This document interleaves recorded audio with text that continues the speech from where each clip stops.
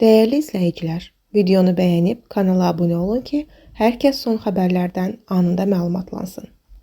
Akta Barilla MT nişanlı Integrale Volkor'un Penne Rigati tam buğda makronu məhsulu partiyasında uyğunsuzluq aşkarlanması səbəbindən bir neçə ölkədə satışdan geri çağırılması ilə bağlı yayılan xəbərlərə münasibət bildirib.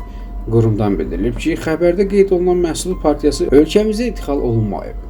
Həmçinin bu MT nişanına məxsus digər məhsul partiyalarının təhlükəsizlik və keyfiyyət göstəriciləri ilə bağlı aparılan laborator müayinələri nəticəsində hər hansı uyğunsuzluq aşkar edilməyib. Əldə olunmuş nəticələr onu deməyə əsas verir ki, ölkəmizə idxal olunmuş Barilla MT nişanlı makaronlar istehlak üçün yararlıdır.